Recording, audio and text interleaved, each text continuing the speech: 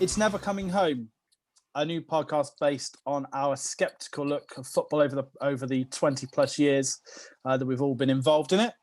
My name's Steve Hawkes. I am a lifelong Aston Villa fan who is basking in the glory of the idea that we may get a mid-table finish this season. Bring it on. And with me, I've got Lee Townsend, who is a Swindon Town fan / Man United fan / anybody in Europe who's struggling. He seems to jump on the bandwagon. And also join us, Scott Frisbee, a lifelong Gooner who still believes that the glory days are going to be back at Arsenal. And he also still believes that Lacazette is the new Henry. He's wrong. Okay, lads. They're okay, lads. So to start with, the plan of this first episode is obviously we're going to put together a all-time Premier League 11. But to start with, let's get to know each other a little bit more in terms of our football past. We've known each other as friends for forever, but in terms of let's go way back and talk about our first kind of interactions with football and stuff like that. So Scott, what was your kind of first memory of football as a thing in your life? It was Ian Wright in the banana kit against Southampton, scoring a hat-trick. And that's all I remember. That's all I remember. I think it was 3-2. I'm probably completely wrong. Classic but Arsenal. Can see two goals as well. Yeah, classic Arsenal. And then win. Yeah. Classic Arsenal. We'll do the research. It was Kevin Campbell. So I mean, it was, yeah. So a review of Derek, have you always been an Arsenal fan? I mean, I know you grew up in kind of Southwest London, yeah. Yeah, Southwest London. Yeah, I've always been a Arsenal fan. 26 years. 26 years of hurt. Yeah. 20. Well, yeah, almost. Yeah. Close enough. But yeah, always been an Arsenal fan. Always used to go to games. And then I moved to Swindon and haven't been to one since. Probably for the best. Shame. Probably for the best. Yeah, I won't even argue with that one. Yeah, it probably is. So Lee, tell about yourself. What's your kind of first memory of football? Yeah, I think it comes mainly from my father. Huge football man, still is. Hashtag bring Tezza back. Bring Tezza back. Brilliant. No, so I think from a very early age, the first thing I really remember was, Dad might be on telly. He wasn't. He was just in. He was just in the crowd for the Swindon Leicester playoff final. I must have been about 4, something like that. So it was way before kind of my age of knowing what on earth was going on. My first match, however, Fraser Digby's testimonial versus Manchester United. Don't ask me who played. I've tried finding out many times. I have no idea. I can tell you who played. Go on. Fraser Digby. Yeah, I thought I was coming. Yeah, I was asking for that. I asked for it. First league game was Sunderland at home. Now, that was when they were chasing promotion, and they eventually got into the playoffs, lost to Charlton in the penalty shootout, you may remember. But a certain Kevin Phillips scored twice, 2-0. And I'm pretty sure Sunderland fans outnumbered us at the county ground. Very strange experience. But stuck with Swindon purely because I'm born here. Going through tough times now. It's one of the most stressful clubs, I think, in the country. I don't care who you two are in terms of stress. You've not felt anything when it comes to. Have you tried being an Arsenal fan? No, we haven't. Have you tried being an Arsenal fan? Honestly, it's like, we only got 6 in the Premier League. Like, are you serious? Yeah. We've had 3 winding up orders. Yeah, but we aim high. So I'm still with them. I'm not Man United. I was a boyhood Man United fan, and I do admit that I was pulled in a bit. Funnily enough, Scott, the season where Arsenal won the double, I got into Arsenal got into Arsenal, got into Manchester United because they were kind of the underdogs at that point. It was all Arsenal, hated Arsenal with a passion. Still do. There's no reason for me to hate Arsenal anymore, but I still do. And I don't hear the end of it. Yeah. No. Bring on yourselves. But no, but no. So yeah, for now, I mean, yeah, I quite like Inter Milan, but I think that comes from a respect of kind of the days of Ronaldo, Christian Vieri, Adriano. You obviously look now at Lukaku, Martinez. Yeah, great. Becomes Swindon versus Inter Milan. Okay, it would never happen. It's Swindon every time. Won't happen either. But yeah, so various different experiences with Swindon. But it's a funny old game, and the whole it's never coming home with England. It's nothing compared to Swindon, but it's probably the closest example I can give you is how you feel being following England. Probably about as close as you can get, big time. So all you've ever known is disappointment, then. Yeah, and like at the moment, I would take 19th in League One. Finishing the season, that would be an achievement. You know what I mean? No, I'd be far stretched to find a Swindon fan at the moment that would disagree with that either. It's that's how it is at the moment, and that's kind of life as a Swindon fan, really. Yeah. Well, the good news is at the end of this podcast, we will be releasing the number for the Samaritans for any other Swindon fans that feel the need to run.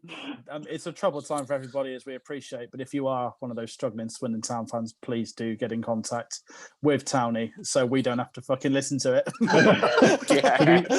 To be fair, no, in all seriousness, Steve did work for the Samaritans once. It didn't go well. 3 people did commit suicide. It would usually be all right, but 2 were the wrong number. Do you know what I mean?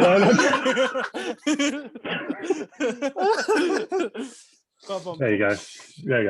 So I mean, for myself, my first kind of football memory is actually that Swindon Leicester to that 1993 over the playoff final. My dad jumping up when old Glenn Hoddle scored, hitting his head on the light. I would never forget that. I was just watching it on the telly. It was the first kind of thing of actual football in the house that was kind of it had some importance. I guess it was an important game. My dad's always followed Swindon. I wouldn't say he was a Swindon Town fan. He's recently become a very glory hunting Chelsea fan, but we'll cross that bridge at some point, I'm sure. Yeah. What is it with older people following Chelsea? I just don't understand it. Wow. Anyway, what comes that? Yeah. So I mean, Darren, for me, getting into kind of football, me and my brother David were. Is that the Arsenal fan? Yeah, that's the Arsenal. No, he's Man United, isn't he? Might be. Yeah. So we were both in. It was a 1993 Coca-Cola Cup final, and we were both going through that stage of follow Man United. Very, very similar to Townie, but he just carried it on for most of his life. We kind of it was one of those things where we both wanted a Derek shirt for the game. So Dad took us to Don Rogers, the shop in Swindon, both of us to get a Man United shirt. Of course, they had one for Dave, lucky prick. And for me, they didn't have a Man United shirt. And good old Don, the salesman at the time, went, "Well, I've got an Aston Villa shirt." Tell you what, you could sell some to the Arabs if you pulled that off. Yeah. I mean, from that moment was forward, it on sale? I've got no idea, but all I know bargain is bin. You just couldn't get rid of it. It's like, I'll tell you what I have got. Have it. He's like, have it. Just take it. I can't get rid of it. Can't flog it. I'll pay you. Just take it. And all I know is that day Aston Villa beat Man United 3-1, and ever since then I've been an Aston Villa fan. Through the highs, the medium highs, the absolute lows of getting relegated. I know Town will say it wasn't even a real low, but in terms of a team that had always been in the Premier League, getting relegated to the Championship. Although actually it was probably the best thing that ever happened to them as a football club in terms of I really enjoyed the couple of years we had in the Championship. And as I've already mentioned, it's been a springboard back up to a solid mid-table finish. So I mean, I can't really complain. So Dara, for me, football's always been such a big part of my life. Done not so much playing. I dabbled when I was younger, but pies were more important than playing time. So I Absolutely. kind of didn't really. Did you get say involved. pies? Pies, yeah. Pies, I thought you said that. Yeah. Makes sense. Yeah. Yeah. So, but for me, I guess the next thing to kind of talk about is your favourite Premier League moment over the whole Premier League kind of era. Townie, what would you say was your kind of standout moment? I mean, that is tough. I think a shot in the dark, just to go straight for something, will probably be Andy Cole's goal against Tottenham on the last day of the season when they won the Premier League. As I mentioned previously, that first season where Arsenal just won the double, and it was horrible, absolutely horrible to come back from that. And I know kind of they were heading towards the FA Cup final, the Champions League final at that stage, and we also know what happened. But to actually score that and win the Premier League the first time was kind of following them for 2 years. It was just a huge moment. I had so many moments that season I could pick out and say, yeah, great moment. That was a great moment. But I think that one kind of tops the lot for me, just for how much it meant. It's a great finish, of course. He brought it down, lobbed it over Walker. But not a bad player. Not a bad little player, Andy Cole. He did all right. He did okay for himself. Yeah, no. Yeah, just a bit. but no, in terms of actual moments, I'm just going to have to say that one and go with that. And Scott, what about you? Too many to mention, isn't there? Being an Arsenal fan, way too many to mention. But if I had to pick one, I can't think of any. All good. If I had to pick one, it would probably Gramondi. Gramondi got subbed. Yeah, Gramondi. Joking aside, Etienne Capoe's sub performance where he got subbed back off. We got. That was probably it, actually. Yeah, I think it was the Invincible season. For a team in the Premier League to go all season unbeaten, it's a big achievement, isn't it? You know what I mean? And we did draw. We drew quite a few games, but the whole thing is the unbeaten season. You know what I mean? We didn't get beaten in the Premier League, obviously. We got knocked out of everything else, but moving on. Focusing on the league, obviously. Focusing on the league. It still infuriates me, mainly because I was still Man United at the time. And Van Nistelrooy hitting the bar on that penalty just. Still. And Keown celebration. Yeah. Over Van Nistelrooy. But that was a dirty game. That was dirty. The amount of fouls, and not like today's fouls. These were actual get stuck in fouls. You know what I mean? It's what I would call a proper Premier League game. I mean, I don't think you get that. Yeah. No. So when you watch kind of the games now, the kind of the big games. I mean, you watch like the Man United Liverpool a couple of weeks ago, but compared to what kind of those big kind of Arsenal Man United games were. I mean, they were just, there was so much passion. We all laugh at Roy Keane about like. Him talking about how players shouldn't shake hands with each other, like he's absolutely right. In terms of the way football's gone a completely different way, good and bad. Because I think actually in terms of to the goals you see now, I think sometimes the skill level is just unbelievable. I mean, I don't know if anybody watched the Liverpool game yesterday, but the pass that Shaqiri put in was just, I mean, incredible. Absolutely incredible. You wouldn't have got that in an older Man United Arsenal game because nobody could stay on their feet for long enough without being absolutely sliced over, Yeah. I think the game's a lot quicker now. You look back quicker, at fitter. Everyone's fitter, aren't they? Yeah, I mean, I harken back to that 98-99 Man United treble-winning team. Fantastic team, great passing and stuff like that. But, who was the fastest player in that team? And you think, I still don't, actually, off the top of my head, I couldn't even tell you. Maybe Giggs? Giggs is probably it's the one. probably Giggs, yeah. It was probably, you face him up against the players that play now, it's like, that's not even a race, what I mean? There's more technical. There's more of a technical aspect, though. You know what I mean? Like technology's got involved in football, where it wasn't back then. They used to go in at half time and eat an orange. You know what I mean? Eat an orange slice and get back out. Some of them being a chocolate orange. Ray Parlour would go and have a quick drink and then get back on the pitch.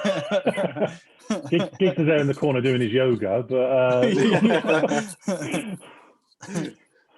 I mean, for me, I think I'm as a Villa fan, it's difficult to pick something that Villa's done out. Full stop. As my Premier League moment. I mean, Dara, for this me, year, wouldn't it?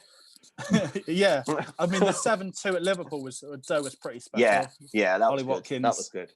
But they don't get enough adulation. Ollie Watkins with his first hat trick. Yeah, in Ollie we trust. Dara, for me, I think one of the most amazing things I've seen was the Aguero moment. I mean, I remember watching it, to the fact that someone else was going to win the league other than Man United, Arsenal, Chelsea was at the time, it was a bit unheard of. I know there's been a few more teams now, but I mean, even when I hear that now, I'm not a City fan, but to hear that Aguero moment, the Martin Tyler commentary, it's those kind of moments that you look at and you go, wow, we're amazing. For me, that's got to be one of the standout moments, because I just think it was it will never be. It was one of those moments that was created out of nothing. Amazing for me. Yeah, absolutely. To be fair, definitely. I think you put those three together. Mine's quite personal. Scott's was quite personal. Ollie Watkins. But then you look at. But no, to be fair, the Aguero one, I think it is hard to actually top that. Because you won't see that again. I think they went into stoppage time losing and they needed to win. You won't see that again. No. I mean, I've got a couple of mates who are City fans who are going to love the fact I've picked that out. But yeah. And I guess going on kind of favourite bits in the Premier League, who is your all-time favourite Premier League player? Plus, who is your favourite player playing at the moment?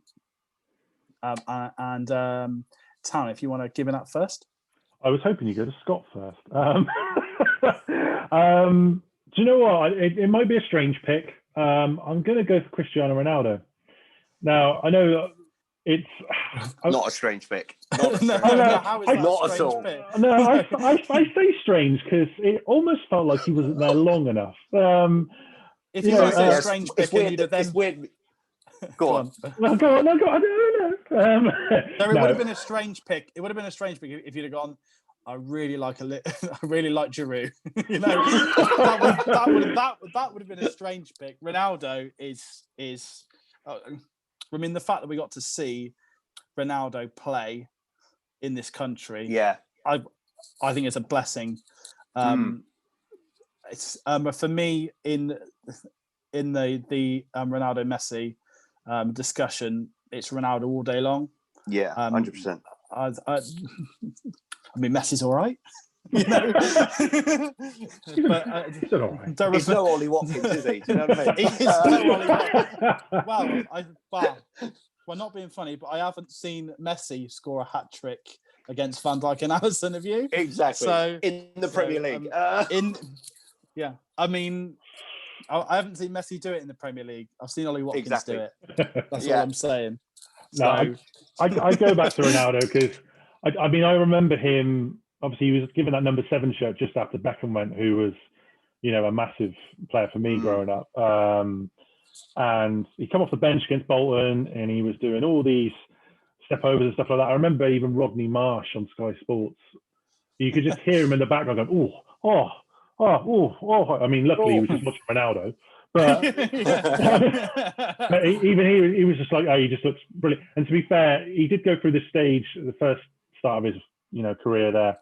He'd do 35 step overs and lose the ball, and it would just happen. Yeah, I remember. He only took about that hair, didn't he? He had that hair with the blonde bits just hanging out. Yeah, who would have that? This is the thing with some Premier League. Yeah, who would have that? This is the thing with some. This is the thing with some Premier League legends is that they do start off keeping the ball too long, too many step overs, not distributing the ball, but in the end they turn into the world's best players. So I mean, I still hope for Grealish yet. I play with some people that still do that, and they've been playing for 20 years. But no, and then within like maybe 6 months a season, it was then a couple of step overs and a pass, and it was just that progression to where he got to when he went to Real Madrid was great. Then they give the number 7 to Michael Owen, and that was me gone. So but no, I'll go with Ronaldo for past. Present, I must admit, I do watch kind of present day Premier League football. Do I pick out a single player? It's a difficult one. I will say Van Dijk because not Lacazette, but I will go with Van Dijk because Van Dijk for me. If I play football now, and I do play football terribly, let's say that. I can vouch for that. Exactly. I'm not. I fully admit that. But I do focus more on the defence side of things now. So when I watch a game, shout out for people. I'm not sure Van Dijk does that, but I will do that too. Leadership. That's leadership right there. But there's no one to lead because they're all up front anyway. That's another story. But no, I will watch the defensive side. And Van Dijk, he maybe not so much this season because he's not around, but stuff for the last season was great, and really something like, it was a pleasure to watch. For someone like me, I appreciate not everyone's cup of tea, but from a personal point of view, that's what I'm looking at, and that's the player for me at the moment. I mean, for me, I think you look at the difference of Liverpool this season without Van Dijk. It just shows you how important he is. I hate Liverpool with a passion. I couldn't agree more. Stand Liverpool, but I'll be the Liverpool defender on this podcast. I'll defend them. I don't hate them. As the Man United fan. As the Man United fan,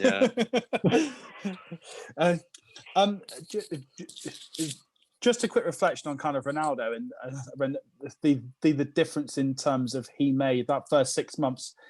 How much do you think that was contributed by the fact that he had people like Roy Keane, Scholes around him?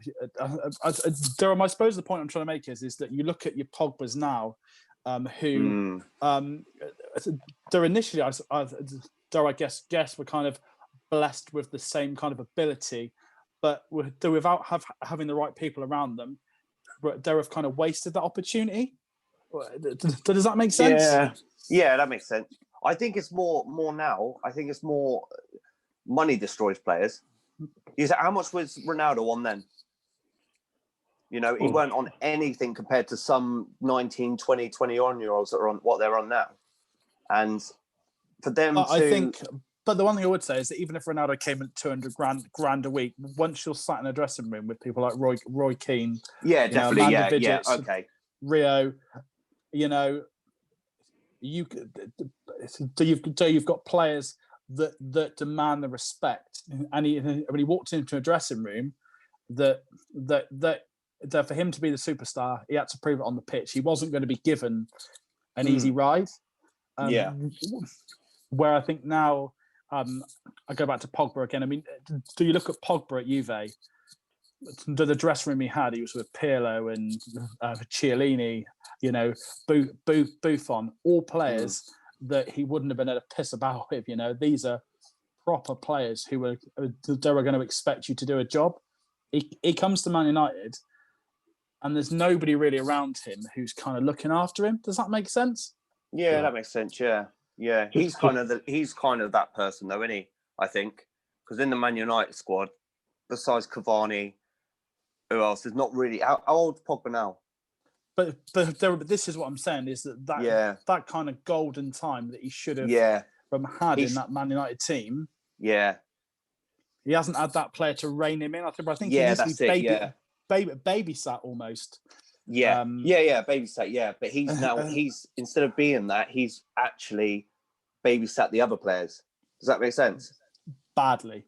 You look at Sir Alex Ferguson. Yeah, he's not going to take shit from anyone, even the likes of Cristiano Ronaldo, who was what 20, 21 at the time.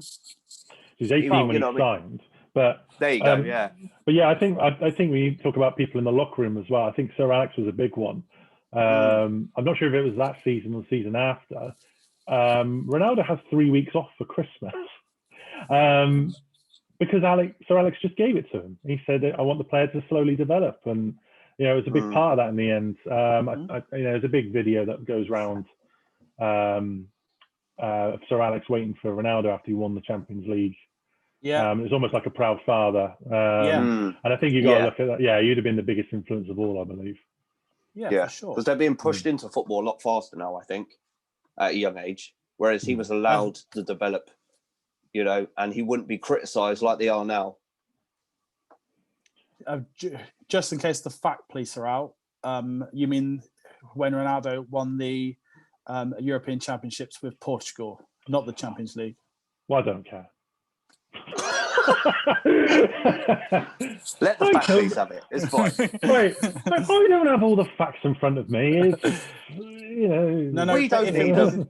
But if it's someone else's podcast, you'd be the first person to slam that. So I thought I'd just get get one in there. I thought I'd get in there. I'd be in the comments before they finish their sentence. Let's be fair. So Scott, what about yourself? It's going to have to be Henry, innit? It's going to have to be Henry. Easily the best player, the best player to grace the Premier League, in my opinion, and other people's opinion. You look at it, he had pace. Unbelievable player. Unbelievable. He could set up. He weren't selfish, and no defender could stop him. Let's face it. Easily Henry. Yeah. Go on, Taddy. Who would you go on? He's like, just the anti-Arsenal in me. No, my main memory of Henry, and I know it's not Premier League, but it was the Champions League final against Barcelona, and I sat there and what's he doing? What actually is he doing in this match? And I know they were a man down, but I think Henry could do anything. Like the 8th minute. Yeah, I think if Henry did anything, I'd still hate it. It's just one of those. Yeah, fair enough. Yeah, fair enough. No, even when he scored, did he score a hat-trick against Inter? I know it's 5-1. But yeah, even that, I cringed to that. Yeah, Arsenal won 5-1 at the San Siro. Inter Milan fan here. But even that, hated it. Just, but that's taking nothing away from Henry. He's an incredible player. And definitely one of the best to grace the Premier League. No one will argue that. Yeah. In my opinion, easily. He scored 175 goals in 258 appearances, which to me is ridiculous. There was definitely a loss to the Premier League when he left. Definitely.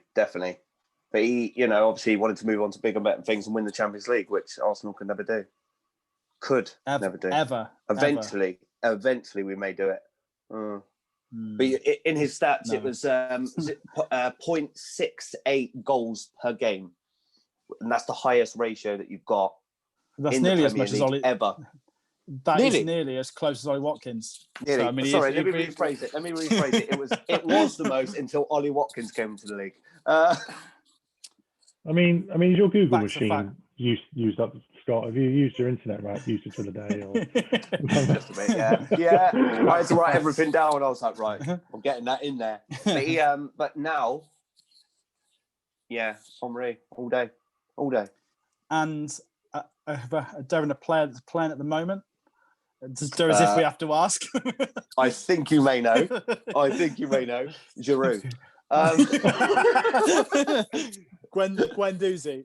Yeah. I think it might be Mustafi actually, because Lacazette, easily Lacazette. We know why. You can't just say we know why. You're going Ballon d'Or. Well, if I can say Lacazette, he's the next Ballon d'Or winner. You watch. No. In fairness, I mean, when you say he's the next Ballon d'Or winner, do you mean like a completely different award to the actual Ballon d'Or? Because yeah. Sorry, I meant balloon. Sorry. I don't. Because my Google machine's not really working, but I don't think he's ever been nominated. Is that correct? Wait for it. There's still this year. You can leave it long next year. You can leave a longer pause as you want. He's still in, doesn't he, Scott? Yeah. I would Wait assume. For it. I would assume, based on his current form, and I'm just going to throw it out there, I don't think he's going to make it this season. Right. Well, that's your opinion. Mine's fact. I mean, it's rigged anyway. Owen Doyle didn't win it last year, so it's no. You know. Yeah. For people who for people who don't know who Owen Doyle was, he got a special card on FIFA once. Once, yeah. That's it. Yeah. I'm going to blow my gasket at some point during this, and it's not going to be fun. Right. We're nearly there. Then let's keep going. For me, my all-time favourite player to ever watch is probably going to be Ryan Giggs. I mean, I just think from the time I started watching football, it's only a few years ago, like just he wasn't massively exciting all the time, but in terms of a player with longevity, in terms of appearances, what the guy won in the game, the fact he managed to spend all that time with his brother's wife without him knowing. I was about to say that. No one ever found out. That's a talent. I mean, what a reason to nominate a player.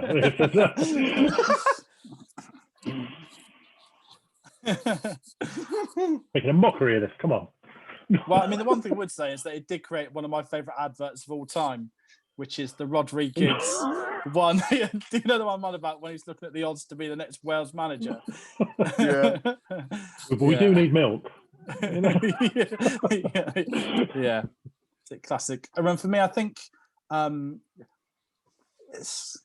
the most exciting player to watch at the moment is Jack Grealish. I know that Sam's going to roll his eyes, but for me, to watch somebody in a Villa shirt who is completely fit, is completely fearless with the ball, just a complete magician with the ball. It's just so exciting. I mean, I know as an Arsenal fan, you're used to seeing magicians like Gwen Doozy and Xhaka in the middle of the park. But for a Villa fan to see a player of that quality, who, let's be honest, is a Villa boy. They're from 6 years old. He's been at that club. He's now captain of his boyhood club. It doesn't happen anymore, you know. It just doesn't happen. It is a fairy tale story, and there were a couple of seasons ago to sit there. I know I was with Tanny when we watched it when Grealish got punched, but to get up at St Andrews and score the winner, I mean, just incredible, just incredible. And he's gone from strength to strength. He's had his flaws. Don't get me wrong, and he's still got some flaws. But in terms of a player that's kind of grown into this kind of role, for me, there's nobody else worth watching. Do you think he'll be at Villa next season? Do you know what? Yeah, I think he will be, because I think if in this season we'd have struggled, or I think the doors open. But in terms of if we have as much success in the last 18 games as we've had in the first, we will finish in the top half, which means we will start to bring in. Jeremy signed a 5-year deal. The conversation that has been had is that he is the main man moving forward. They've doubled his wages. I mean, they've given him everything they possibly can for him to captain his boyhood club. Do I think he will be at Aston Villa next season? Yes, I do. Because I just don't think for me, the only place he can go where it'd be worth him going is Man City. Because I think if he goes to Man United, it doesn't work. Where does he play at Man United? Yeah, it won't work at Man United. Where does he play at definitely, Definitely. He can play centre mid, can't he? That's not his game. And so the problem is that this is the fear I've got, is that someone will buy him and they'll put him into a position that it's just not him. I mean, if he goes to Arsenal and plays in midfield, he'll end up at Bournemouth with Jack Wilshere, because more than likely. But then I think if you go on. Also, remember, do you not think Arsenal have ruined enough I think we're talking about that another time, because I'm still recovering from our conversation last week. I personally think Arsenal have ruined enough English players and careers over the past 10 years. Okay. In your opinion? In my opinion, which happens to be a fact. Yeah. But I mean, there is a Villa fan. If he did go, I would give him the blessings. He is an unbelievable player. He's paid his dues, isn't he? Yeah, there would be for me, there would be no hard feelings if he decided them to go to bigger and better things. Birmingham. Yeah, but I was just about to say, what about Birmingham? Yeah, I'm quietly confident that actually he's going to be part of this big push over the next couple of years.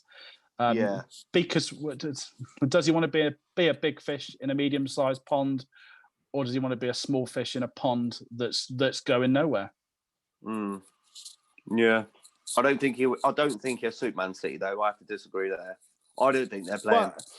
Well, that is the other problem, isn't it? Is that you look at, and anywhere he goes in the kind of the top six.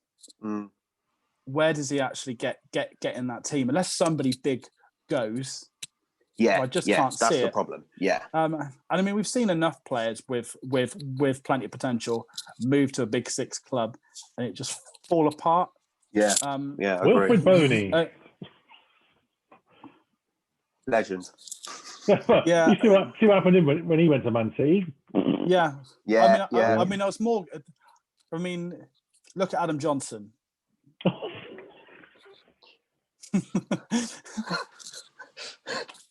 Had so much potential. Too easy. It's too easy. I can't. It's too easy. Sorry. Because he used to like playing in the. No, I can't. No, don't do it. Go on. I can't do it. No, I can't. I'm trying to be really serious. I was going to say the under nothing. It don't matter. But you look at obviously Barkley. He's having a good season this thing. In his, you know what I mean. But he went to Chelsea. Yeah, and he flopped. Yeah, I'm not sure he flopped. I just think there was always somebody better than him. Yeah, because although Barkley's a great player, he's a great player. He's a good player. Yeah, but is he going to play ahead? Is he going to play ahead of Pulisic? No. Well, no, definitely not. Is he now going to? They didn't give him a chance, did they? He was put in FA Cup games. He was put in. He's brought on a sub on the 88th minute and just completely wasted. And then that dented his confidence. Yeah. But look at him now. A manager's shown a bit of trust in him, and he's shining, isn't he? Yeah, I mean, it's the same as Jack Wilshere at Bournemouth. I mean, you look at he scored at the weekend. Someone's shown a bit of interest in him, and all of a sudden, he's scoring goals. I don't know what you're on about. Doctors love him. I don't know what you're on about. Making a right mint out of him, isn't it? Yeah. They bloody love him, the old doctors. I'd love to be his physio. Absolute mint. I'll tell you something. That was probably the most heartbreaking person that's ever left Arsenal for me. Wilshere. Really? Yeah. Yeah, I mean... Because he has so much potential. I, a few years ago, when it was a Tuesday night, I went to watch Villa Arsenal. And Jack Wilshere... I see a lot in the way that Grealish runs with the ball. I see that the way that Jack Wilshere used to run. He almost glides. Like he almost glides, it's as if he's not even touching the ground. Yeah. When he for 90 minutes basically dictated the whole game. That was like against Barcelona though. Yeah. It was. Just, but I think the trouble is, and what we were saying the other day about and a minute ago, Arsenal ruining players. I see where that comes from, because they do. We went for a stage. Yeah, we went for a stage where every player. It's absolutely correct. Okay, yeah, I won't go that far. No, but I see where it comes from, because every single, like at that stage, players were constantly getting injured, and I think it was a case of something in the back staff that was doing it. But then he moves to Bournemouth, and then to West Ham, constantly injured. Yeah, but then once you've had an injury, once something's been mistreated once, it's difficult to recover. I think he's had about 37 different injuries. So okay, yeah. I'm surprised he can walk on that, going on that. Yeah. Well, which is why they call him Jack Wheelchair, because he spends most of his time. Yeah. Glass which is a shame. It is a shame, because I always thought. I mean, Deremy should have been the future of England. Yeah, I mean, definitely. But just such a shame. Okay, guys, so it's now time for us to put together our ultimate Premier League 11 from the Premier League era. So let's start, obviously, with the goalkeeper. Scott, we all know where you're going with this. I don't think you do. Wojciech Szczesny. Yeah. Almunia. Yeah. No, it's that Rigerson, that new one, Rigerson. He is amazing. My keeper, and I think Towney's going to agree with me, Peter Schmeichel. Yeah. Easily the best keeper the Premier League has ever seen. Easily. Because I don't think. Let me explain. Let me think. Because I don't think the likes of Alisson, disregard De Gea. Who? And what's his bloody name? That's how bad my memory is. And what's his bloody name? That Brazilian Man City keeper. What's his name? Edison. Scott, thank you. I just kept thinking Carson. Smiley. Scott Carson, that's the one. Yeah, they haven't earned that yet, have they? You know what I mean? They've been in Premier League, a max of 5 years, whatever it is. They haven't earned it yet. Completely Peter agree. Schmeichel. Yeah. I haven't gone for Schmeichel. Who are you gone for? I've gone for Petr Cech. Martinez. Okay, Petr Cech. Yeah. I mean, the reason I've gone for Petr Cech is because I don't know if you know, but Petr Cech has actually got the record for the most clean sheets. Yeah. He got it whilst at Arsenal. Shock. When I think, Darren, I think actually, when Schmeichel was at Man United, he was great. But actually, when he moved, when he was at City, he wasn't brilliant. No, but then that's age. One thing you have to remember, and I only realised this the other day, when Peter Schmeichel left Man United, he was 35 years of age. You know, that's something I didn't realise. But one of the big reasons he left Man United that year was because not so much age was catching up with him, but to be at a club like Man United and all competitions and things like that is a hell of an ask. So that's where he then went to Sporting Lisbon for a few years. Then he came back, and I don't know which order it was. I believe he was at Aston Villa first before Man City. He was, Aston Villa and Man City. Yeah. With no disrespect, most of the time I do, Steve, but not this time. Playing for Aston Villa is not the task it is for playing for a club like Man United. So that's why he moved on when he did. It was towards the end of that contract. So you say he wasn't at his best. Yeah, I'll agree with that. Very much, and make some honourable mentions here. David Seaman, at the end when he was playing for Man City, not his best, but at the same time, we can't deny the career he had. And also an honourable mention to David James as well, the man that Petr Cech beat, that clean sheet total. I mean, Calamity James, and that's probably why none of us have picked him. But I mean, the last World Cup he was in was when we lost 4-1 to Germany. 2 months later, I seen him playing for Bristol City and they lost to Swindon. So that shows you kind of the career he had at the end as well. Yeah. And Petr Cech, you look at, he played this season one game. So he did. Yeah. Towards the end, probably Cech was probably the best towards the end of his career. But I would make a strong point for Peter Schmeichel being in the overall. Yeah, I mean, has Schmeichel ever played in goal for an ice hockey team? Because, I mean, Hey, my friend's son scored past him as well, so we'll counter that. Does Peter Schmeichel play the drums? I will beat there, lads. That's it. Does Schmeichel look as good as Cech in headgear? I mean, yeah. All right. Open to interpretation. The hard facts, but I mean, to be fair, Durham, I think Schmeichel is a great keeper, and I'm happy to go with Schmeichel. Okay, because he played for Villa. Yeah, cool. Yeah, I mean, I just think that Petr Cech doesn't have the same. Oh, what would you call it? The same. We didn't score any goals, did he? He didn't score any goals. No. So I mean, also, how many games? You know what I mean? Obviously, he won a lot with Chelsea, didn't he? Won an FA Cup with Arsenal, but Peter Schmeichel won the treble with Man United. Yeah, a number of Premier League titles, FA Cup FA Cups. I just think. But then that wasn't all down to him. That was more down to the players he had in front of him. You know. But then it was. But then they won the FA Cup because they in 99 against Arsenal on penalties, the semi-final. Yeah. And he saved the penalty. So it all comes down to, keepers do stop a lot of goals going in. That is the job. Good job. That is their job. That is the job. But then you look at how old's Petr Cech now? He's 38. No, he's got to be older than that. No, I don't think he is. He's 33 when he signed for Arsenal, wasn't he? Yeah.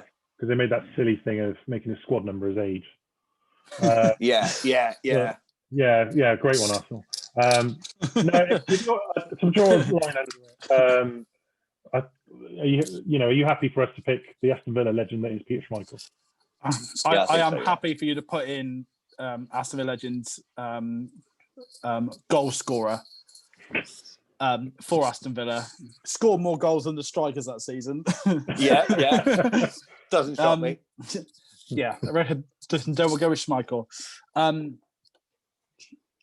When you're talking about a Premier League left back, I think there's only one left back that we can all mention. This one was the easiest position for me. Lauren. Yeah. Mark Delaney. No, I've gone obviously for Ashley Cole. Yeah, 100%. That's what I got as well. Yeah, same. I don't think you can really argue that. No, 16 trophies won in the Premier League. That's ridiculous. I mean, a lot of people forget there are a lot of people do forget he was a member of that Invincibles team. He was as well, yeah. Until he became a snake, yeah. Until he became Cashley Cole. Until he decided he didn't just want to win FA Cups for the next 10 years. Good choice, to be fair. Yeah, it was a part of the Invincible season. Yeah, I agree that. That's an easy one. Just to interject there, so with having a left back, we're having 4 at the back in the formation. Yeah, This is a 4-4-2. I've gone for. Yeah, that's what I went for as well. Yeah. So I actually went for a 4-3-3, which we can get to later on. We need a back 4. This is going to be awkward for you. Yeah. I went for a 4-4-2 fitting my team, which is majority of my team is. Yeah. All of my team is. There's no one from the last 10 years. Well, maybe one, but yeah. So when we look at Ashley Cole, which I think we can all agree, it is the best left back. 16 trophies, 3 Premier Leagues, an undefeated season, 107 England caps at left back. Crazy. It's an easy pick, I think, Ashley Cole. Yeah, definitely. Sure. I agree. What was really difficult was picking a defensive partnership, because I think there's been so many great partnerships over the years. Yeah, I struggled. Do you separate a partnership? Do you pick a partnership, but then over who else do you not have in? I've picked 6 players because I just Durham, I couldn't decide who I wanted to have.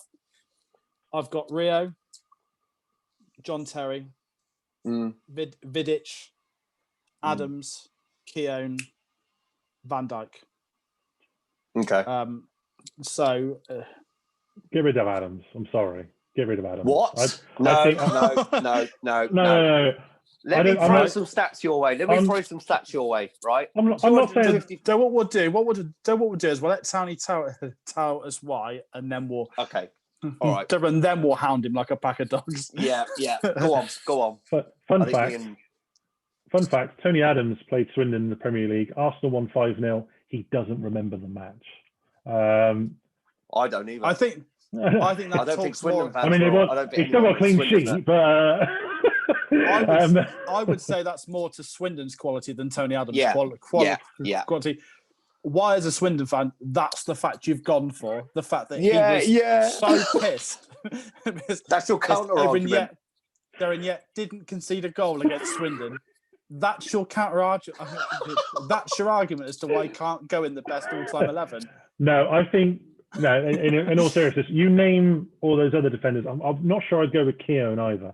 When you list all them defenders and you put Adams and Keown with them, I don't think they're on the same level personally.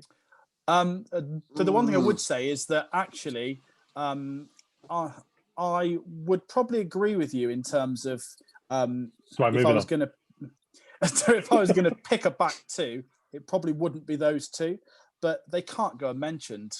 No, that they season, can't. No. Even if you're just looking at that Invincible season,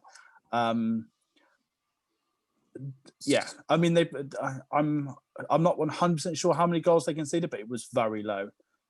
It was nearly as low as Conter and Mings this season so far. Great example. Yeah, I can agree with the Keown part, not the Adams part though. I definitely think he should be in there. In 255 appearances, he had 115 clean sheets. I mean, how can you defend that, Tony? I'm interested. And how many of those clean sheets was he shit-faced?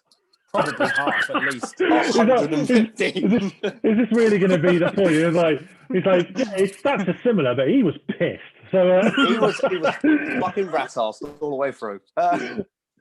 I mean, how good would he have been if he was sober? Probably not half as good. Probably he would have been half the man he was. No, I'm sorry. I'd argue to the hills against Adams. Personally, I went for Ferdinand and Terry. If you want to look at a partnership very specifically, I'd go for Ferdinand and Vidic. But yeah, okay. I'm sorry. You look at Adams, and I know Van Dijk's an argument as well, but it's a couple of great seasons, but as a whole, you're still comparing him to people that played in the Premier League for years. Legends. You're comparing him to legends. I don't think Van Dijk gets in there yet. I think he will. Yeah, I would agree. But not yet. So, I mean, for me, that's between Ferdinand, Terry, and if you want to say partnership, Ferdinand and Vidic. For me. I think John Terry's got to go in there. John Terry, definitely. Villa link. The problem is that I think Rio and John Terry are both left-sided with defenders. Is that right? Well, they did play with England together a lot. I'm sorry, when you put this team together, I think you've got slightly overlooked things like that. Sven did. So yeah, he did. He looked a lot too. Yeah. Tony, it's never coming home. It's never. Yeah. England's golden generation. We've got to go through that at some stage. It's just, I mean, yeah, it's unbelievable. Only if we can talk about Tony Adams for an hour and a half. So, not now. So if we're having Terry, then surely that's with Rio. Yeah, I think it's very, very difficult. Oh, he was a cokehead when he. Don't agree with drugs. He was a cokehead when he first. No, not having it. That's honestly why. Honestly, when he went, I went, Rio third, and then I was like, nah, cocaine. So then I went for Tony Adams. Scott, I'm going to find it very, very hard to defend Tony Adams when you've just had a pop at Rio for a couple of lines of Charlie. I was never proven. Adams didn't get caught for it. No, he was never proven. He was never. I think he missed a test or something like that. He was never proven. And if done cocaine, he wouldn't have missed a test. course, this is in the days of when I actually cared about Man United. So Adrian Mutu, who played for Chelsea. Playing for Juventus, I think at the time, admitted he did it and got less time than Rio off. It's just because Rio got 12 months, didn't he? For missing the test. Honesty is the best policy, though, isn't it? Yeah. Mutu said, "Yeah, I did do it." Said, "Okay, 7 months, like, no worries." But you told the truth. You only get 7 months. Rio Ferdinand's like, was he at Chelsea? They sacked him, and Juventus picked him up, and then Chelsea said, "Well, hang on, we want money." I was like, "We shouldn't have sacked him." Anyway, that might be wrong. Someone Google it. Let's look at right back. I've gone for Gary Neville. I think it's not just quality, because that could be argued, but the longevity of he was at that right back position for Man United. Obviously, that treble winning season before that. And then you go into the 07-08 team that won the Champions League again. He's still at that right back position. He held it for so many years. For me, Gary Neville was a weak link in a very good team. I don't think Gary Neville was a great footballer. I don't think he was a great defender. I definitely don't think he was very good going forward, although he did. I think if you put Gary Neville in a weaker team, he isn't anywhere near as renowned. If he'd have played for Everton like Phil, who did very well at Everton, to be fair. Yeah, he did. Yeah, but that was his level. That was his level. Spent his career at Man United, 2 years at Everton, but that was his level. I'm guessing, Scott, that you picked Gary Neville as well? Yeah, I picked Gary Neville, yeah. Amazing, isn't he? He was a part of the class of 92. I didn't pick Gary Neville. Who'd you go for? I picked Ivanovic. And the reason I picked Ivanovic... Really? Yeah, well, the reason I picked Ivanovic is because actually... there for 10 years, really. There were for 10 years, Ivanovic was just solid as a rock at right back. He didn't get anywhere near the recognition that he deserved because everybody was talking about John Terry and Makelele and those kind of players. But in that Chelsea team, he was so important. He was solid, but he's no Gary Neville, is he? I mean, I just don't think Gary Neville's a very good footballer. He's a better pundit than footballer, I would say. You've got to remember as well, Gary Neville was a different time for fullbacks, because obviously you've never seen Gary Neville play the game that Trent Alexander-Arnold does, and that goes with left back. No, definitely appreciate that. Yeah, for sure. But it's for me, Ivanovic was always a bit more central as well. I know he could play right back, but I felt he could play a bit more centre, and obviously Gary Neville. He just held up position for so long, and you could say, Gary Neville, he might be a bit of a weak link, but when it comes to fullbacks and the best of Premier League side, you've got his name always comes up, because it's just not in my eyes. It doesn't.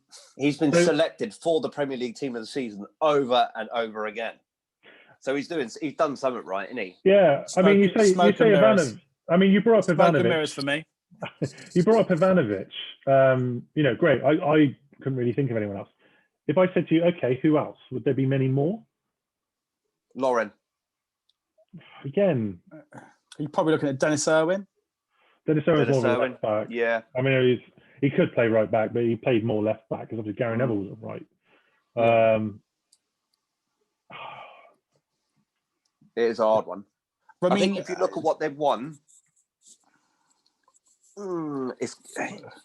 Ivanovic won a lot with Chelsea, a lot. But does Gary Neville win all that in a different team? Did he make that much? Did Gary Neville? We're looking at what these players did for that team, right? If you take Gary Neville out of that team and put in somebody else, are that team any less successful? Are they any less successful? Or are they any more successful? That's an odd one, to be honest with you. That's a good question, in fairness. For me, I know that Gary Neville is always picked. The dot I'm asking is why. Yes, he was. He was right back for one of the best teams in the world. But I'm not asking you, was he in the best team in the world? I'm asking you, was he? Yeah, you got a point, actually. Was he the best right? Was he the best right back? When for me, in terms of what I would have expected at the time, I mean, you're absolutely right, Tony. It's a different role now. It's a totally different game. And you definitely would not have seen Gary Neville playing the Trent Alexander-Arnold role, because I just don't. It is a totally different generation. I'm a bit old school. I prefer my fullbacks to stay back and defend. Yeah, that's like me. Yeah. Which is why I think Ivanovic for me. But I mean, I can understand why people have picked Gary Neville, because they're just following the crowd. So just following it. All right, fair enough. I think he's got a good point. We can't think of a point why Neville should be in the team besides what he's won. So I think he's got a point. I'm struggling to think why. Yeah. All right. I'll give you Ivanovic. I'll go with you on that one. I'll reluctantly concede. Yeah. Because I genuinely can't think of one. Yeah, I can't think of actually thinking about it. I can't think of one standout moment for him. In fairness, that's not his job, though, is it? Really, it's. No, but he's in the conversation. Think of John Terry. So... Yeah, when you think of John Terry, you can think of a tackle he's put in, or him putting his body on the line. Same with Ferdinand, Ashley Cole, what he brought to the team. But I can't think of anything that Neville did besides get taken out by Lee Dixon and cry. That's it. See what I mean? I mean, consistent. He was definitely consistent. Yeah, this is not me saying that I think Gary Neville was a bad player. If we're looking at the all-time best 11, don't pick someone just because they were in a team that did well. Pick them up for their individual merit. I agree. Yeah, you got a point. Darren, for me, I think Ivanovic. Because also you've got to remember that you look at the changes that Chelsea team made over that time, and they were still as successful. Yeah. Where all right, I'll concede to you. I'll concede that one. Ivanovic. Okay, let's go. So Ivanovic, let's go right midfield. I've got two names. Are they both from Man United? Yes. Yeah. So I mean, if we're on the right wavelength, we're looking at either Beckham or Ronaldo. Absolutely. Mm-hmm. Okay. I had Ronaldo, which kills me in a way, because Beckham was kind of the first player I idolised. I was practicing free kicks and stuff like that. But when it comes to it, yes, Ronaldo can take a free kick, so that levels How do you leave either of them out? This is it. And for Beckham, it's like, could he go past a player in the field? Probably not. But his passing was just another level. So pinpoint, wasn't it? Yeah. So it's difficult because they're both right midfielders, but they're so different. Different. Mm. Ronaldo was more the modern man's.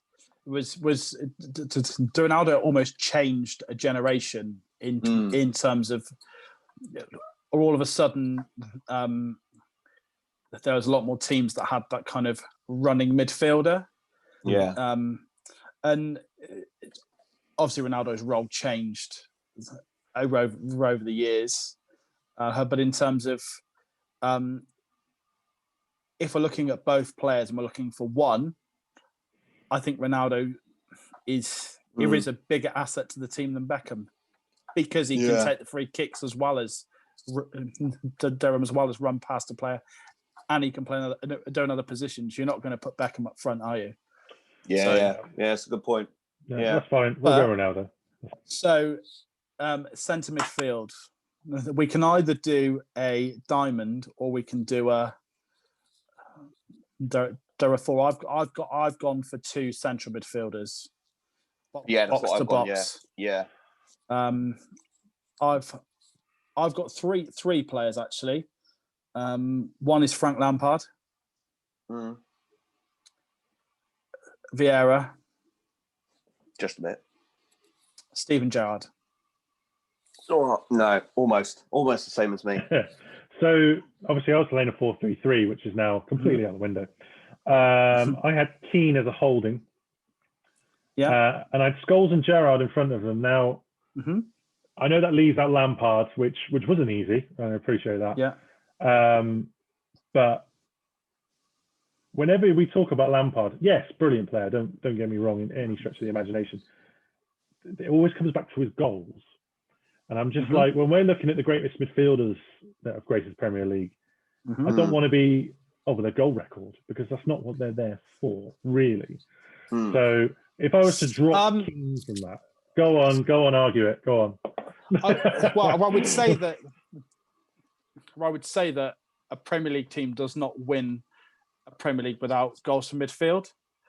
No, and I'm not saying these players I'm picking this out can't score. I'm not saying that, but it is a valid point. I mean, I did put Roy Keane down, but in terms of it is probably I mean, so you could go Vieira and Keane if you were going that way.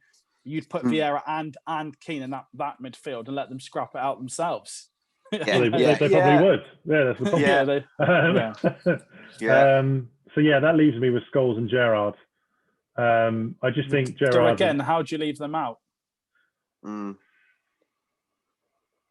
Gerrard for me just had a bit more, because he had that attacking play, he had that passing play, but also had that defensive side of him as well. And Scholes was just another level of passing. Yeah. And that Scholes midfield play easily. So so we play eight in midfield. Would that be all right? Yeah, that's fine. Yeah. I think the thing with Lampard, going back to what you said about all the goals, he did score a lot of goals, but he played a lot more games than anyone else was speaking about. He played over 550 games. Yeah. Now, the ratio is you're going to score a lot of goals when you're going up someone against, like, a Vieira who's played 200 games, roughly. He's not going to score as many. But then I do think they play different roles. But Vieira's job was not to score. Vieira was not the, but I mean, he did score goals. But in terms of, I can't see Wenger going, I need you to go out there today, Patrick, and I need you to score goals. I thought you were Wenger then. Yeah. He was more to grab. It was like he's in the room, I assume. Yeah, he was more for taking the ball back and putting that pass in to someone like Bergkamp, Perez, Lundberg, or anyone like that to supply the ball. Obviously, then up front or score a goal. Yeah, I've gone for Patrick Vieira and Paul Scholes. Yeah, I mean, again, I can't argue with anyone's points. No. It is. You'd almost have to have an A and a B team, or two A teams, effectively. You could probably make 3 or 4 different teams that would win the league. Yeah. Out of those players, I'm going to say Vieira's got to go in there. It wasn't somebody I picked, but I just think in terms of just the way he was, just an absolute animal. Yeah. Any Premier League all time, he's in there. But then as time goes on, that's when it becomes Lampard and Gerrard. But I think because for me, I did pick Roy Keane and Vieira, but I think Paul Scholes has got to be in there. Yeah, he's got to be in there. It's Paul Scholes. He could find anyone. He could score goals, and not shit goals either. They were ridiculously good goals. Do you know what I mean? Yeah, and if you needed somebody to put a tackle in, he wasn't shy, was he? He weren't shy, yeah. And he grafted it. This is the thing. Vieira and Scholes, they grafted. Yeah. I'm not saying Lampard, Gerrard, and that didn't. I'm not going to agree with Gerrard because I don't like him really. But that's just because I. Yeah, that comes into it. Yeah. I don't like him as a bloke, therefore I'm not putting him in. It's the accent for me. He's the accent. It's even worse.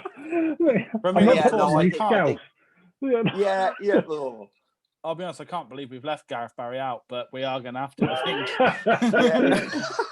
But then also you look at what they won. Gerrard, what he's won the Champions League. He never won a Premier League title. And he was captain. Well, he didn't let his fucking slip. No. Yeah, and then there's that, I feel I've got to fight for Gerrard, I think. The all-round play. I know he didn't win the league, but I don't remember who you take close. out. Who'd you take out? I don't like Vieira. I've got to be honest. I'm not a fan of Vieira in this team. I'm really not. But do you not like Vieira because he plays for Arsenal, or do you not like Vieira because you think he's a shit player? I don't think he's shit. I don't think he's shit. That's ridiculous. But he easily goes in the all-time. Obviously, well, not for you, obviously, but clearly not for you. But when you think of the 5 best midfielders to ever grace the Premier League, he's always in there. I could probably name 5 without Vieira included. I've got to be honest. Go on then. Yeah. Well, I've got 3 here. Name 2 more. Well, I got Scholes, Gerrard, Keane, Lampard. I don't know. Gareth but why would Gareth Barry? Keane get in the team? I'd pick Gareth Barry over. I mean, let's be fair. I'd probably pick Lee Hendry over Vieira. But then, what has Roy Keane done that Vieira didn't? It's a tough one. The thing is, it's hard to argue against Managed Vieira. Sunderland. Managed Sunderland. All right, fair enough. Yeah. No, I mean, my 2 that I'm fighting for it's not Keane, it's Scholes and Gerrard. To put Vieira in over there, it would be reluctant. I've fought for them. If you want to put Vieira in over one or the other, that's fine. But I feel why don't we go for Scholes and Lampard in that case? Meet in the middle. Go for someone we're not even talking about. Well, that Steve mentioned. From there?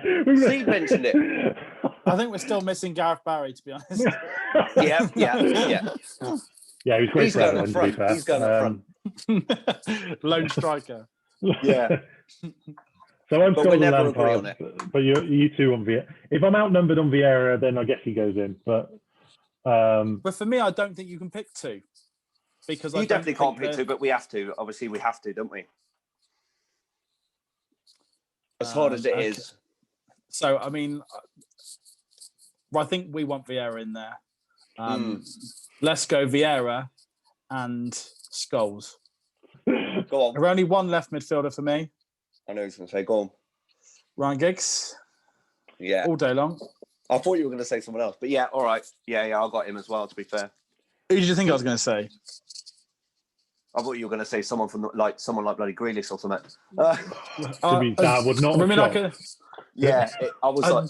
So I can understand why you've decided to bring him into a conversation about the best player in the team. But I just don't think he's quite there yet. But it is nice to know that you see him in that kind of vein of form. So believe me, I see him becoming one of the best.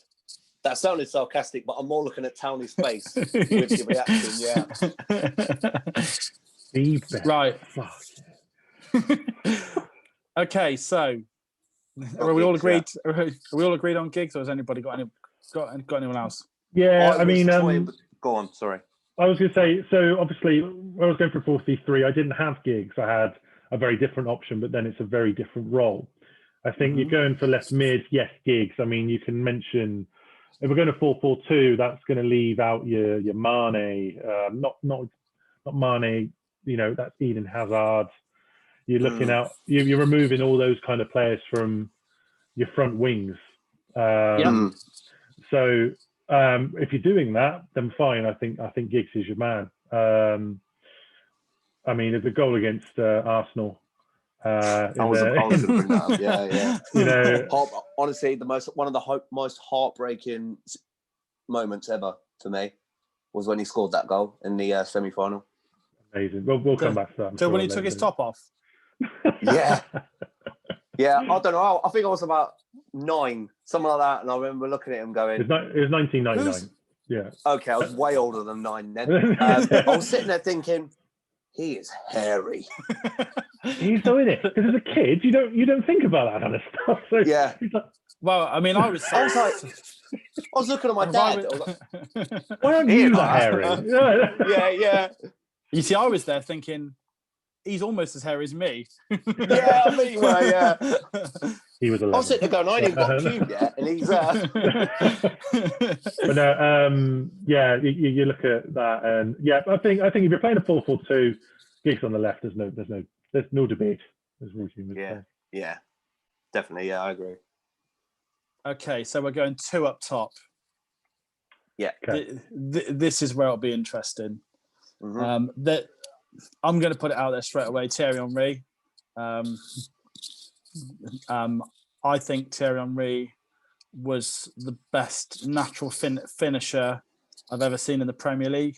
He played for the wrong team, but don't agree with that. But but yeah, as a striker, in terms of he says this thing. I've read in interviews where he get in front of goal and he'd go cold. Very rarely did he stand in front of a goalkeeper and not score. He never froze up under the pressure either. That's the thing. No, absolutely. He just went cold. He was just absolutely. He was just in complete control. Yeah. I agree. He's obviously on mine. Apart from that penalty with Perez, I don't know what he's doing then. But that was more Perez's fault, wasn't it? For not, Look, that's probably the only jab I can make at Henry. So you can, but he scored any sort of goal, didn't he? Whether it was close up or whether it's from distance, he could score that goal. Like the goal against Manchester United, where he had his back 2 goal and got it past Michael as well. The little dink over his shoulder and then over the That's one of the we'll get into that another time. But easily Thierry Henry. It's the second one I struggled with. Who have you got, Tammy? I would make a strong case for Wayne Rooney on that one. I know it's kind of easy to look at maybe some recent years of Wayne Rooney and think, but if you look at like that prime Wayne Rooney, I genuinely don't think there was any better. For me, I had Henry and Wayne Rooney. Yeah. So, I mean, I had Alan Shearer, but all right. Shearer's a good choice. I just think Rooney was a little bit better for me. I think Rooney's all-round game was better than Shearer's. I mean, Shearer, definitely. Shearer was a goal scorer, but you wouldn't see him. You wouldn't see Shearer running back into his own half to try and get the ball. He was more the goal hanger, wouldn't he? He'd stay up front, and that's where you would see him. Yeah, I think he still holds the record, or has Rooney overtaken him for the most Premier League goals? He did. No, he almost overtook him, but Shearer's still got it. Yeah. But then if you hang about in the 6-yard box for long enough, you're going to score enough goals, which is Darren. That's not a bad thing, because I think they played in a different time.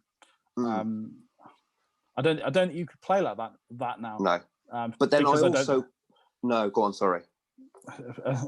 I think the way that modern defending is now, players defend much higher up the pitch. So you couldn't have that kind of person that sits on the edge of the box. No, you couldn't. Have the whole game. He had no pace. That's the problem with Shearer. He had no pace. Yeah. But then also I was toying between him and Sergio Aguero. Yeah, I mean Aguero's got to have a mention. But I mean, for me, in terms of, apart from that one goal that he scored because of the moment, when do you look at Aguero and go, I remember that goal? Where actually, how many goals can you count on one hand that you remember Wayne Rooney scoring? To the first one at Everton, the first goal against Arsenal. Unfortunately, right.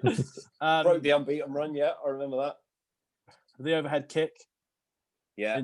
During the Manchester derby, when he went back to Everton, he scored that lob, didn't he? From the halfway line, You got to remember the volley against Newcastle as well. He argued with the ref and just smashed it. Do you know what I mean? There's just so many moments for Rooney. Yeah.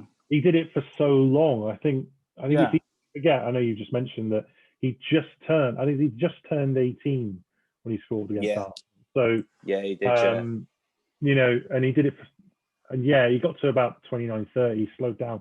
He was playing for such a long period at a high level. He started then dropping back.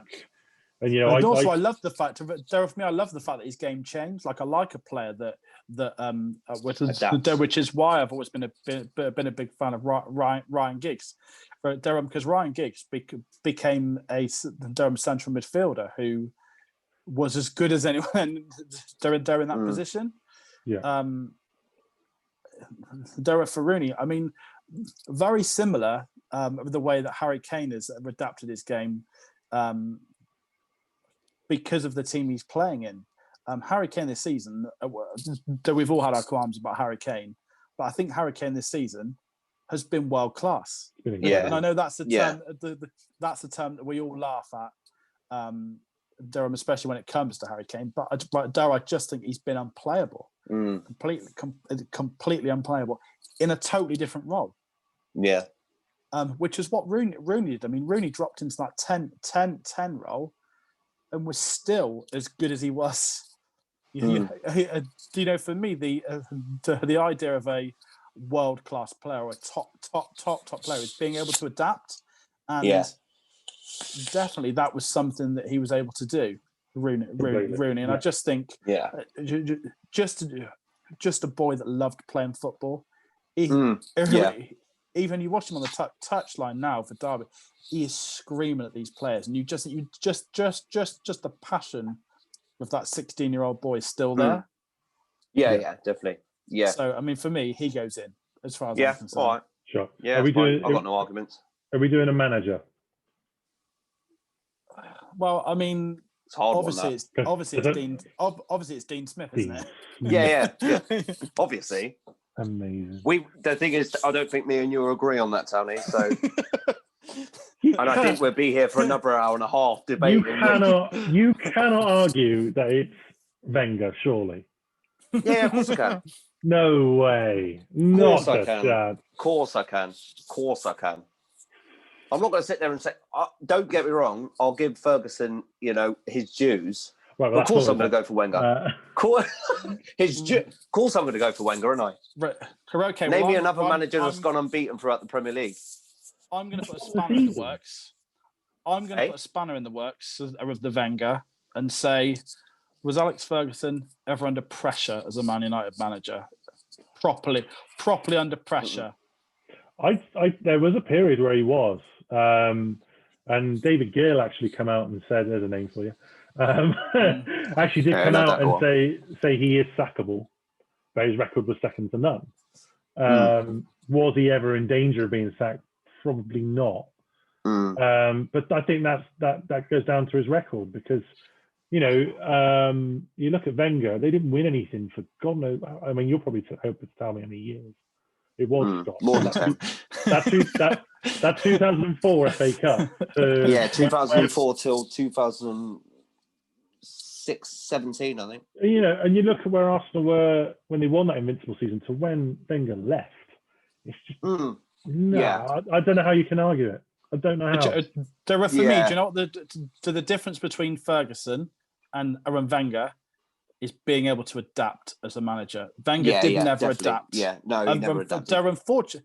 It was on their day, I think Wenger was a breath of fresh air because he brought a lot of that foreign mentality of eat well. So when he came into Arsenal, he totally changed. Yeah, he changed Arsenal and football. But in terms of, I think, if we're looking at who had more influence on the league, I think Arsene Wenger definitely had more influence on the way that other managers changed what they did. Yeah. Wenger was more of a old school stick, get your foot stuck in manager, I think. But Wenger, he changed. When he came along, he was looking at diets, he was looking at fitness levels, you know what I mean? He was analysing all these little details that had never been analysed before. And I think that changed the Premier League and it allowed it to evolve to what it is now. But what I would say is that Arsene Wenger had one good team. Ferguson had 3 or 4. Oh, yeah.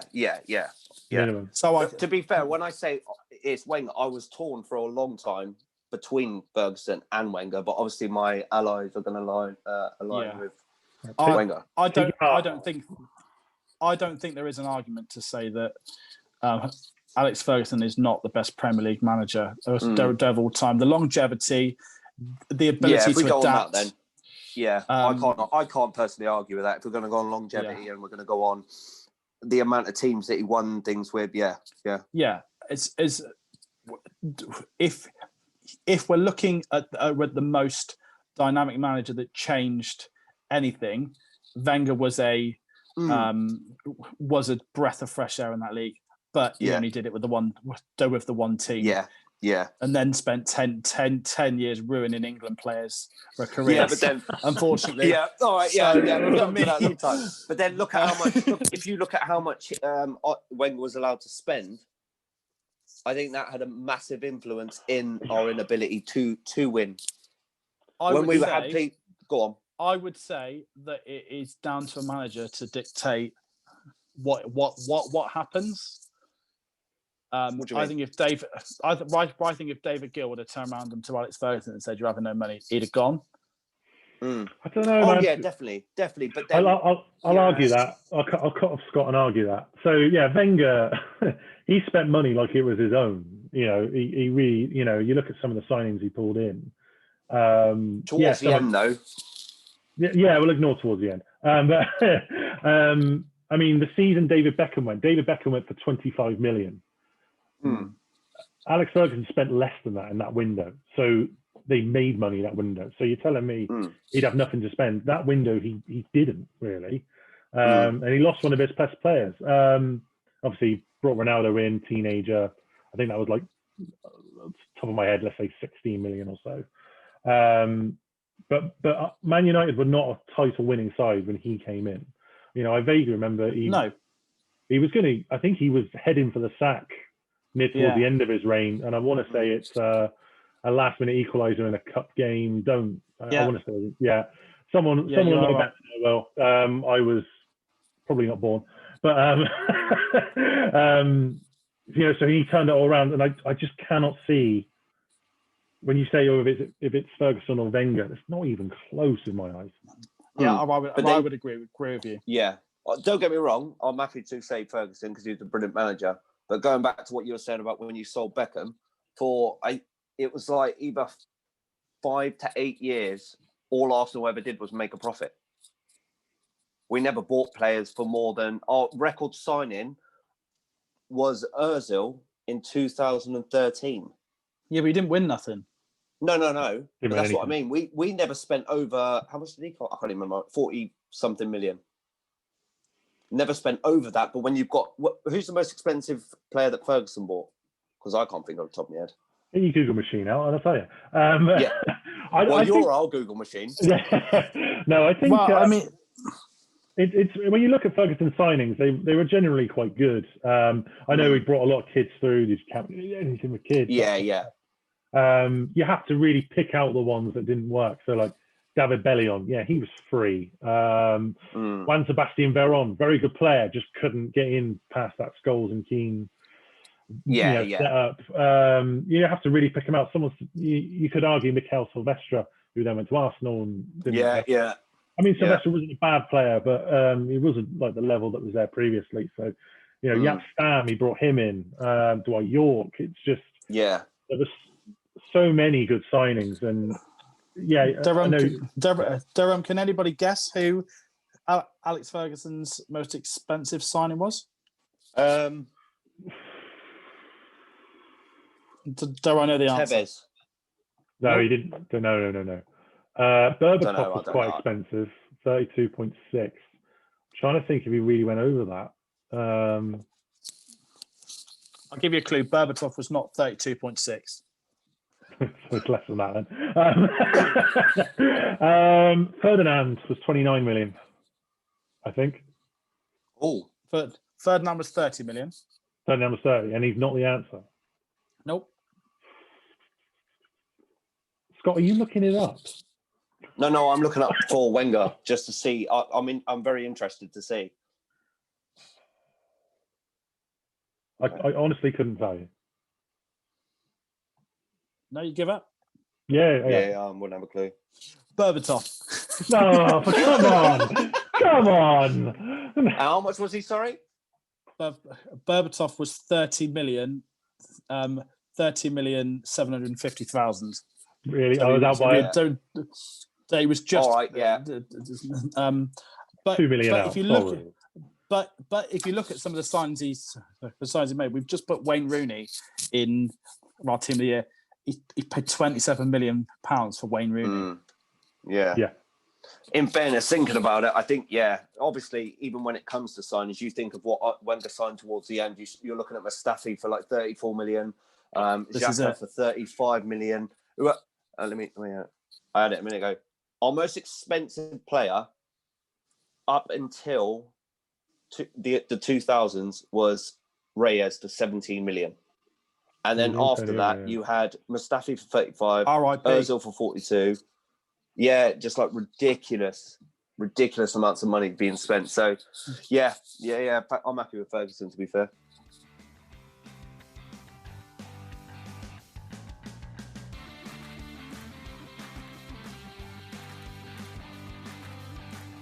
So, guys, I just want to wrap it up now. I've really enjoyed this. I hope everyone that's listened to it has as well.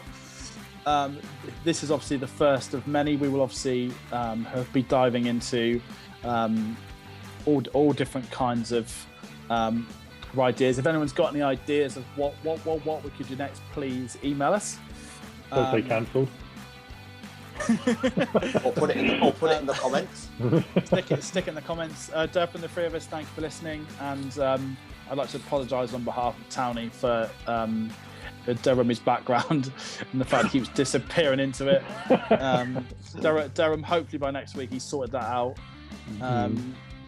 And yeah, thank you for your time. I hope you enjoyed it, and we'll see you soon. Cheers. Cheers.